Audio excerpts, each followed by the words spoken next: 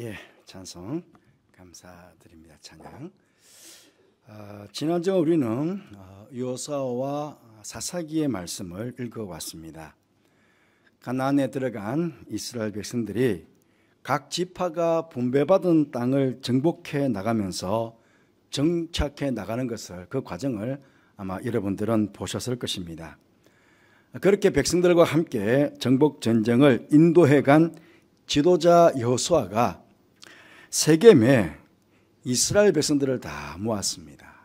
그리고는 유언과도 같은 고별 설교를 하게 되는데 그 내용이 여호수아 24장에 나옵니다. 가장 핵심되는 내용이 여호수아 24장 14절에서 15절 말씀입니다. 그러므로 이제는 여호와를 경외하며 온전함과 진실함으로 그를 섬기라. 너희의 조상들이 강 저쪽과 애굽에서 섬기던 신들을 치워버리고 여호와만 섬기라. 만일 여호와를 섬기는 것이 너희에게 좋지 않게 보이거든 너희 조상들이 강 저쪽에서 섬기던 신들이든지 또는 너희가 거주하는 땅에 있는 아모리 족속의 신들이든지 너희가 섬길 자를 오늘 택하라. 오직 나와 내 집은 여호와를 섬기겠노라. 그렇게 설교를 했습니다. 여러분, 유언은 누구에게 하는 것입니까? 유언은 자신에게 하는 것이 아니라 자신이 죽은 이후에 남은 자들을 위해서 하는 것이 유언 아닙니까? 근데 지금 여호수아는 마지막 죽음을 앞에 두고 오직 나와 내 집은 여호와를 섬기겠노라고 지금 어떻게 보면 자신을 향해서 유언을 하고 있는 것입니다. 그렇다면 왜 이렇게 말하는 이유가 무엇이겠습니까? 자신의 죽음 이후에 이스라엘 백성들은 분명히 하나님을 배반하고 또 그 땅 주민들과 함께 살면서 그 땅의 우상을 섬길 것이 명백했기 때문이었습니다. 그런데 여호수아의 이 유언의 말씀을 듣고는 백성들이 한 대답, 한 응답을 한번 보십시오. 아니, 말이나 못하면 믿지는 않지요. 얼마나 말은 잘하는지 모릅니다. 여호수아 24장 16절 18절 말씀인데요. 백성이 대답하여 이르되 우리가 결단코 여호와를 버리고 다른 신들을 섬기기를 하지 아니하오리니 이는 우리 하나님 여호와께서 친히 우리와 우리 조상들을 인도하여 애굽 땅 종되었던 집에서 올라오게 하시고 우리 목전에서 그 큰 이적들을 행하시고 우리가 행한 모든 길과 우리가 지나온 모든 백성들 중에서 우리를 보호하셨음이며 여호와께서 또 모든 백성과 이 땅에 거주하던 아모리 족속을 우리 앞에서 쫓아내셨습니다. 그러므로 우리도 여호와를 섬기리니 그는 우리의 하나님이심이니이다. 여러분, 얼마나 멋진 말이고 얼마나 멋진 신앙의 고백입니까? 그러면 이런 고백을 들었다면 당연히 격려의 말이나 칭찬의 말을 하는 것이 마땅하지 않겠습니까? 그런데 이 고백의 말을 들었던 여호수아의 대답을 다시 한번 보십시오. 여호수아 24장 19절 말씀에 여호수아가 백성에게 이르되 너희가 여호와를 능히 섬기지 못할 것은 그는 거룩하신 하나님이시요 질투하시는 하나님이시니 너희의 잘못과 죄들을 사하지 아니하실 것임이라. 칭찬과 격려의 말이 아니라 오히려 정죄에 가까운 이야기를 지금 하고 있습니다. 너희는 우상을 버리고 하나님만을 섬기겠다고 말은 하지만 단지 그럴듯하게 말로만 그렇게 하겠다는 것이지 너희는 결코 그렇게 하지 못할 것이다. 그렇게 하나님께서는 너희의 잘못과 죄를 사하지 아니하실 것이다. 그렇게 대답을 하였습니다. 이 여호수아의 말을 정맥이라도 하듯이 이제 여호수아 24장에서 사사기 1장으로 넘어오면 뭔가 저들이 하나님과 함께 전쟁에서 이기는 듯 했지만 결정적인 전쟁에서는 결코 그 땅의 백성들을 쫓아내지 못하고 실패하는 상황들을 계속 우리는 보게 됩니다. 여러분, 이 사실 사사시대는요, 이미 승리해 놓은 싸움을 싸우던 시대가 원래는 사사시대입니다. 여호수아가 이미 가나안 땅에 있었던 33명의 왕들을 이미 죽였습니다. 왕을 죽였다는 것은 이미 전쟁에서 끝난 전쟁 아닙니까? 그 가나안 땅에 있었던 33명의 왕들을 죽였습니다. 그는 이미 승리해 놓은 상태였습니다. 이제 이스라엘은 각자 자신들에게 분배된 땅으로 가서 그들 한 사람 한 사람이 여호수아가 되어서 이미 승리한 싸움을 거저먹기로 싸워서 자신의 땅들로 차지하면 되는 전쟁이 사사기의 전쟁이었습니다. 그런데 사사기 1장을 한번 보실까요? 19절 말씀 보시면 여호와께서 유다와 함께 계셨으므로 그가 산지 주민을 쫓아내었으나 골짜기의 주민들은 철병거가 있으므로 그들을 쫓아내지 못하였으며 21절 베냐민 자손은 여부수 족속을 쫓아내지 못하였으므로 27절 므낫세가 주민들을 쫓아내지 못하며 29절 에브라임이 가나안 족속을 쫓아내지 못하며 30절 스불론은 기드론 주민과 나할롤 주민을 쫓아내지 못하였으므로 31절 아셀 주민을 쫓아내지 못하고 33절 납달리는 베스메스 주민과 벳아낫 주민을 쫓아내지 못하고. 여러분,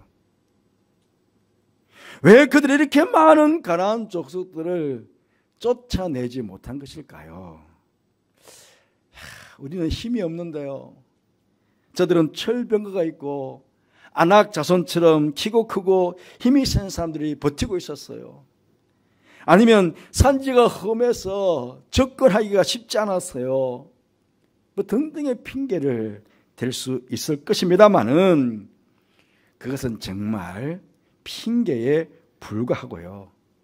사실은 쫓아내고 싶지가 않았던 것입니다. 그 땅 주민들이 섬기는 신이 좋아 보였고 그 땅 문화가 가나안 문화가 좋아 보였고 그 땅 주민들이 좋아 보였던 것입니다. 한마디로 그 땅 주민들과 함께하고 같이 살고 싶었던 것입니다.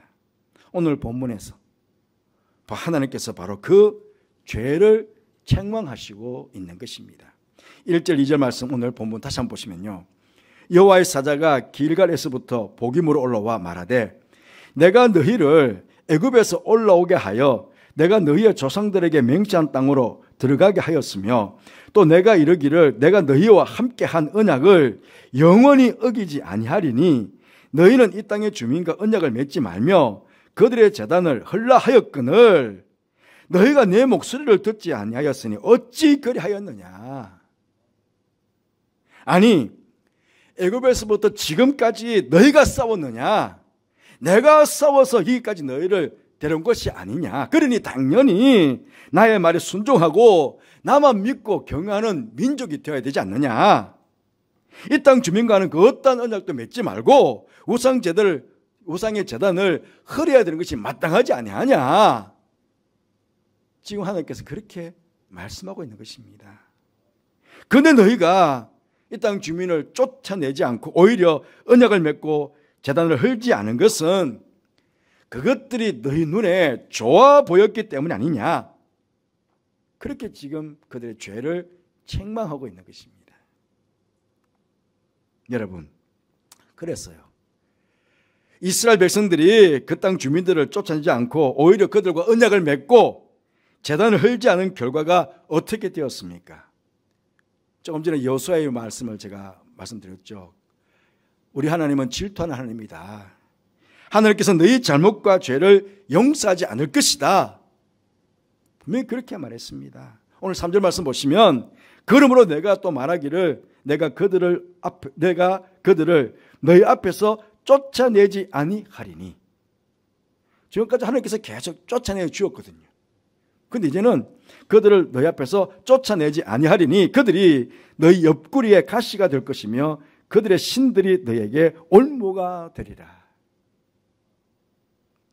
이스라엘 백성들이 쫓아내지 않은 그 주민들을 이제 하나님께서도 쫓아내지 않으실 것이기에 그 땅 주민들이 오히려 이스라엘 백성들의 옆구리에 가시가 되고 그 땅의 신들이 오히려 이스라엘 백성들에게 올무가 되어서 큰 고통을 당하게 될 것이라고 그렇게 말씀하신 것입니다.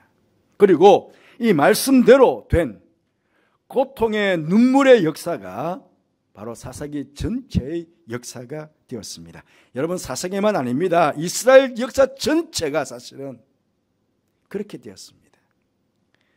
우리나라는 5천년 역사에 외적인 침입이 많았지만 우리나라도 참 외적인 침입이 많았지만은 그 외적들로 인해서 큰 고통을 당했다라고 할 만한 경우는 몽골이 침략해 왔을 때, 또 일본이 침략해 왔을 때 임진왜란, 또 최근에 36년 그 정도입니다. 사실은 큰 고통을 당한 역사는요. 하지만 유대민족은 그들 역사의 거의 90% 이상 남의 나라 종노릇하며 살았습니다. 당장 사사기만 하더라도요, 여러분 한번 쭉 읽어보셨죠? 아마 오늘 이번 주까지 쭉 읽게 될 것입니다. 80년, 20년, 40년 뭐 계속해서 적들의 치하 속에서 고통을 당하는 민족이 되었습니다. 미디안, 블레셋, 아말렉, 암몬, 모압, 이 외에도 대국인 아수르, 바벨론, 마지막엔 로마의 속국이 되었습니다. 그때부터요, 나라 없는 민족으로 흩어져서 2000년 이상을 살았습니다. 왜 그렇게 되었습니까? 왜 그렇게? 단 하나입니다. 하나님의 뜻을 바르게 알지 못했고 하나님을 바르게 섬기지 않았기 때문입니다. 계속 하나님께서는 섬기라, 지금 여호수아도 계속 섬기라, 여호와를 섬기라, 여호와를 섬기라 계속 말하고 있는데 그들은 말로만 하고는 진짜로 예수님 하나님을 섬기지 않은 것입니다. 여러분, 오늘 말씀 읽으면서요, 자칫 우리가 오해할 부분이 있습니다. 바로 4절 5절 말씀입니다. 여호와의 사자가 이스라엘 모든 자손에게 이 말씀을 이르매 백성이 소리 높여 운지라. 그러므로 그곳 이름하여 복임이라 하고 그들이 거기서 여호와께 제사를 드렸더라. 여기 복임의 가로 1번을 보니까 우는 자들이라는 뜻입니다. 우리는요, 이 4절 5절 말씀을 딱 읽으면서 아멘, 야, 이스라엘 백성들이 하나님의 경고의 말씀을 듣고 소리 높여 울며 회개하고 하나님께 진실한 마음으로 제사를 드렸구나. 우리 그렇게 오해할 수 있습니다. 그냥 문자로 놓고 오면 그렇죠. 경고의 말씀 들으니까 크게 막 소리 높여 울었다고 그러니까, 그리고 제사를 드렸다고 그러니까, 야, 회개하고는 정말 진실한 마음으로 예배를 드렸구나. 그렇게 오해할 수 있다는 것입니다. 여러분, 우리가 살아가면서요, 다양한 환경에서 눈물을 흘립니다. 그 눈물에는요, 진실한 눈물이 있는가 하면 위선적이고 가식적인 진실하지 못한 눈물도 있습니다. 예수님께서 마태복음 5장 4절 말씀에 애통하는 자는 복이 있나니 그들이 위로를 받을 것임이라고 하셨습니다. 그렇습니다. 진정으로 애통해야 하며 흘리는 눈물은요, 진실한 눈물이기에 예수님 말씀처럼 위로를 받게 될 것입니다. 하지만 복음에서 이스라엘 백성들이 소리 높여 온 것은 하나님께서 원하시는 애통의 울음, 애통의 눈물이 아니었습니다. 그들의 눈물은 헛된 눈물이었고 위선적인 눈물이었습니다. 우리가 그것을 어떻게 알 수 있을까요? 그 다음에 나오는 사사기의 기록들을 보면 이들의 눈물과 제사가 진실하지 않았다는 것을 우리가 알 수 있습니다. 오늘 2장 1절부터 5절까지 읽었습니다. 이어서 곧 여호수아가 죽음을 맞이합니다. 그리고 2장에 똑같은 2장입니다. 똑같은 2장에 11절 12절 말씀 보시면 이스라엘 자손이 여호와의 목전에 악을 행하여 바알들을 섬기며 애굽 땅에서 그들을 인도하여 내신 그들의 조상들의 하나님 여호와를 버리고 다른 신들 곧 그들 주위에 있는 백성의 신들을 따라 그들에게 절하여 여호와를 진노하게 하였으되. 지금 몇 장 넘어간 게 아닙니다. 바로 2장입니다. 2장. 그렇게 경고의 말씀을 듣고 크게 울고 제사 드린 그 민족입니다. 그 민족이 곧 이어서 지금 이런 일들을 자행하고 있는 것이죠. 이렇듯 복음의 메시지의 울음과 제사는 이스라엘 백성들의 삶에 있어서 실제적인 변화를 가져오지 않았다는 것을 우리가 알 수 있습니까? 그도 울었고 제사를 드렸지만 진실성이 결여된, 간절함이 결여된, 잠시 그 순간만 모면하려고 하는, 하나님께서 야단을 치시니까 그 순간만 어떻게 한번 모면해 보려고 그렇게 울고 그렇게 제사를 드렸다는 것입니다. 너무나 감정적이고 너무나 형식적인 울음이었고 제사였던 것입니다. 그들은 여호와의 사자의 책망과 경고의 말씀을 듣고 눈물 흘리고 제사를 드렸지만 그것은 진정으로 회개하고 돌이킨 것이 아니었다는 것입니다. 결국 그들의 거짓된 눈물은 하나님의 징계로 고통의 눈물로 바뀌어지게 되는 것입니다. 그러기에 사사기 시대를 정의한다면 원래는 승리의 시대, 원래는 은혜의 시대가 되어야 됨에도 불구하고 복음의 시대가 되었다고 하는 것입니다. 복음의 시대, 즉 헛된 울음의 시대, 더 나아가 하나님의 징계로 고통의 눈물의 시대다. 그렇게 정의할 수 있는 것입니다.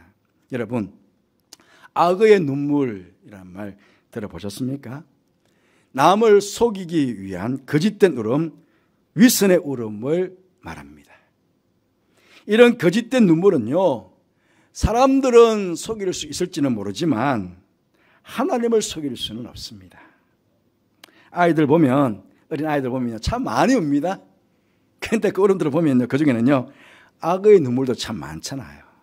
아이들 울음 속에. 오늘 여러분, 우리는 지금 하나님 앞에서 우리의 눈물, 우리의 예배, 하나님께서 어떻게 보실까요? 어떻게 보면 사사기 시대는 오늘 우리 시대의 모습을 보여줄 수도 있습니다. 하나님을 믿으면서도 적당히 세상과 타협도 하고 좋은 게 좋은 것이냐, 하늘과 세상에 양다리를 거치고선 이스라엘 백성들처럼 그렇게 세상 욕심에 이끌려 하나님께서 기뻐하시지 않는 모습으로 우리는 신앙생활을 할 수가 있습니다. 신앙생활을 하는데 이 신앙생활이 하나님께서 기뻐하지 않는 신앙생활. 그럼 이걸 우리가 신앙생활이라고 할 수 있겠습니까? 그때 우리의 시대도 이 사사기 시대처럼 하나님의 징계로, 원래는 은혜의 시대가 되어야 되는데, 원래는 축복의 시대가 되어야 되는데, 원래는 승리의 시대가 되어야 되는데도 불구하고 복음의 시대로 바뀔 수가 있다는 것을 우리는 기억해야겠습니다. 사순절이 시작되었습니다. 십자가에서 속죄를 이루신 주님의 사랑을 깊이 묵상하시는 가운데 우리의 죄와 허물에 대해서 경고하시는 주님의 음성에 귀를 기울이시면서 말로만이 아니라 거짓되고 위선된 눈물과 예배로가 아니라 정말 진실한 마음으로 주님 앞에서 진정한 회개, 진정한 애통의 시간을 진실한 마음으로 드리는 예배를 한번 가져보시기를 바랍니다.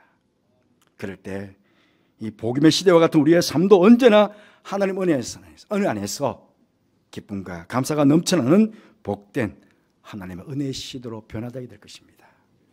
우리가 그렇게 되기 위해서 함께 기도하는 시간을 가졌으면 좋겠습니다.